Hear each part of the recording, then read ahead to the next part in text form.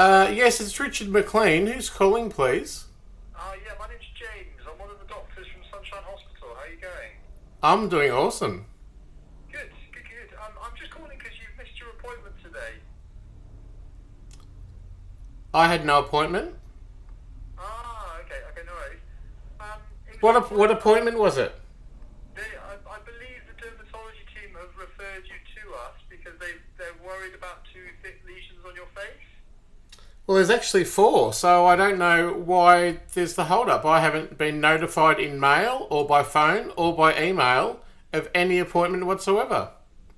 Okay, I'm sorry to hear that. It's obviously not ideal. Well, have you got a record of you calling me or sending an email or sending when was this decided?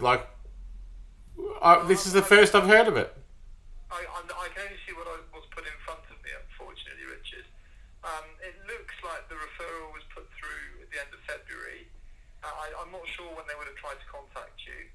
I'm just doing that based on I can see there's a form in front of me. But, Sorry, no, I did receive a letter that said I will receive something down the line, but I've been waiting, and in the meantime, these cancers have been growing, and I've been going to the GP to try and get them frozen off or seen to.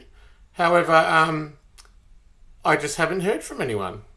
Okay, no, I'm sorry to hear that, Richard. Obviously, that's not ideal. Okay, I'll update your phone number that we have here on our sheet. 847. Because you should get text messages. Well, I didn't get text. What's the phone number you have on record there, please? 0409 Yeah, that's correct, but I wonder why nothing's come through to me. I'm not sure. I'm not sure. We'll look into it. I'll let the receptionist here know. All I'm right? very sorry to have let you down, but it seems to have been through administrative error or something. Yeah. Am I able to not wait again, but to have these seen to urgently? I mean, I can come in tomorrow. It'd be better if I come in really quick because it's a long story, but yeah, if I could rebook at any time, it would be amazing. Yeah, no, it'll be rebooked as an urgent face-to-face, so it should be within a week. It won't be tomorrow, okay? Right. But if you don't hear from us by Monday or Tuesday next week, you need to get in touch with us, basically. Call switchboard and say that you have an appointment. And you need to be Well, surely someone with cancer, you would call them, you know. Well, yeah, we do, okay? That's why we have this system, but we're the doctors and we're quite busy. Oh, okay. Sorry about that. What number will I call if I don't hear from you? So call Western Health Switchboard and ask for appointments. So, Western Health Western Health Switchboard. Switchboard. And what's their number? That's available on Google. Oh, Google it. Okay, right. Yeah, if you look, type in Western Health. Were you the doctor who was supposed to see me, or? No. I'm just. There's 9 of us here in clinic. I've just picked up the notes. Right. And of the people who haven't attended, hence why I'm calling. I'm very sorry to have let you down. I know your time is important, and I know there's a great demand for your service. And I apologise that through this administrative error, I haven't been able to turn up. It's not your fault at all. It's not your fault. Clearly, it's not your fault. You weren't aware of the appointment. You know? Yeah. I also must say, I would appreciate an appointment tomorrow, only because I'll just very briefly explain. It's a political reason. I can't go to police. I can't be a whistleblower, and I can't get a lawyer. I'm just about to lose $1.5 million at the AAT next Wednesday because I haven't got equal representation under the law. And Michaelia Cash and Federal Finance Minister and the Prime Minister and the police all condone this as okay. Now, I've actually suffered a fatal injury in a hospital via systemic government oppression, and they rejected me hoping I would die. I didn't, so they're trying to incarcerate me against my will as an award of the state. They've come today and they've issued me a legal thing or something, not a warrant, a community treatment order for permanent incarceration, and they're coming tomorrow to collect me. If I can get a doctor's appointment tomorrow for cancer treatment, I can put off that injustice for one more day. Do you get what I mean? We don't have clinic tomorrow. Ah. Okay. Well, can I ask you? You're from the hospital, aren't you? They want to oppress me. They want to put me in hospital and incarcerate me permanently. Now, can I ask you now, as a human being to human being, could I please get a independent psychiatrist or a psychologist appointment tomorrow, so that I can avoid? Richard, I'm sorry, but you have to do that through your general practitioner. If you want an urgent review from one of them, you should talk to those or present to ED. Okay, I'm not sure what's going on in your wider life. All right. Do you feel? Don't worry, it's all right. It's all right. I just thought I'd try and interject that way. The whole system is cooked though, because I can't go to the hospital, otherwise they'll incarcerate me. And the entirety of ARPA and NHP OPC is against me, and the police and IBAC and everyone else and the ombudsman. So, look, I'll just have to do something another way. I'll call the helpline to tone this cancer thing in the next couple of days. Okay. Are you sure you're okay? Is there anything else going on? Well, I've suffered millions and millions of dollars in detriment, and I'm squatting and homeless. I've no food, and I've been character assassinated. There's not one person on my side. I'm a human rights awarded advocate of 25 plus years, having written a public book and spoken in Parliament to Montreal, to Dubbo, and travelled the world. I'm not stupid. I've got a doctorate, and I know when I'm being oppressed. This character assassination has brutalised my life, and I live in poverty with no food. Yeah. Okay. I'm sorry. I mean, it just for someone who's not met you, doesn't know you, it just sounds a little bit unusual to me. That's all. That's why. It is an unusual case, but have a look at if you're really keen to have a look. I've done a whistleblowing website because I'm a failed whistleblower at ARPA, ASIC, and the Commonwealth Ombudsman and IBAC. So I blew it myself, and they want to kill me, so I named the site killhim.info. So if you want to hear my story and would like to contribute to they're attacking me. They're trying to get me unwell by attacks of proxy on the hip pocket. So I've lost millions in detriment, and if you would like to support me or hear about my story, go to killhim.info, please. Okay. I'm just wondering, Richard, have you been having support in the community recently? Have you been talking to your doctor regularly? The doctors are in on it. I can't say this enough. I went to the doctor yesterday to try and get this cancer seen to, but she won't do anything.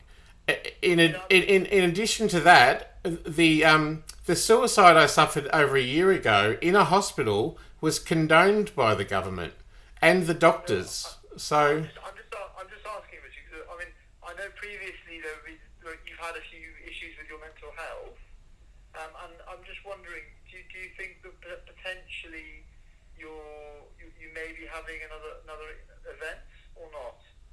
That is absolutely, unequivocally untrue. Okay, that's all. The prejudice is, and the ingrained prejudice that is within people in society, as implicit in our human nature, is that when you're mad or identify as mad, you then can't be mad. There's no way out. You are always prejudiced, stigmatised and rejected and called mad and alluded to being mad. I can prove beyond reasonable doubt a conspiracy to pervert the course of justice exists, and that I have not only been murdered, but that's been covered up. That's it. Richard, I'm not accusing you of anything or saying anything. I have your best interests at heart. Yeah, well, if you're anywhere to do with, are you to do with Werribee Mercy Mental Health? Because they're opposed to me. I threatened to sue the hospital, and I offered them the atonement, just a small financial gesture after that tragedy happened, of that years-long oppression in the hospital. And the hospital CEO, knowing I can't go to police, and I can't be a whistleblower, and I can't get a lawyer, and I'm broke, he bade me to sue him directly and personally for the tragedy.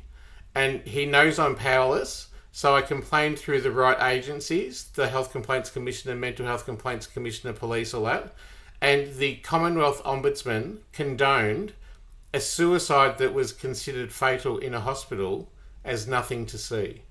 That is how powerless I am. Okay. All right. Well, I'm just asking to keep you, as safe as possible. Do you feel safe? I'm absolutely safe. I just haven't got any food because I've got no money. Okay. I'm oppressed. I'm not unwell. Okay. All right. We'll put a request in to see you next week. All right, and I'll update the phone number. Thank you. I really don't appreciate, but I understand how that prejudice happens in society when someone with such an extraordinary story comes forward and just says it off the bat. But yeah, no, I'm just, I reiterate, Rich, I'm just doing it out of curiosity. I don't know you, obviously. I'm trying to work out, exactly. Well, if you're curious, please, sir, can you go to killhim.info and witness all of the recordings there and witness all of the evidence that I have that include rejections from the Attorney General, the Minister for Detriment with Finance, Minister Birmingham, my very many recordings with the police trying to report rape, murder, tax evasion, conspiracy to pervert the course of justice, drug trafficking, sexual and financial coercion. I have no power. And it is because I'll just be brief, my former partner is an ASIO agent and he owes me $500,000. He was present at a murder and I know about it. The government's trying to cover it up and they're trying to frame me as a madman, which is easy to do, in order to kill me rather than have me turn this country on its head. You'll be hearing about this story. I recommend you go to killing.info if you're curious. But you don't feel like, these things that are happening, you don't feel they're likely to cause harm to you or harm to other people? Absolutely they are. The movement is to aid and abet my death through suicide. That is what it is. And it's to attack me in the hip pocket via proxy attacks from government agencies. Further, they will demonise me for being mad and never, never, never acknowledge my justice issues. Yeah, okay. But you don't feel like you're going to do anything to harm yourself? See, that's the prejudice. Why would I harm myself? I'm not mad or sad. I'm oppressed. That they are actually. It is not implicit in me of wanting to harm myself. It is actually implicit in the conspiracy. If I had multi-millions of dollars that I owed, I wouldn't be squatting in this shack. I'd be having a champagne somewhere. I'm not in danger apart from the hitmen who come to the door and threaten to kill me, and the attacks of my death via proxy, and my permanent incarceration as an award of the state at Her Majesty's pleasure. That is the result of a conspiracy to pervert the course of justice and a vile victimisation on my character. Okay, that's fine, Richard. Well, we'll rebook you next week, all right? And I hope you have a good few days. Stuff is looking too good at this stage, but anyway. Thanks, mate. Can you please look at killim.info and spread the word? That'd be great. Sure. All right, you take care, okay? See you, mate.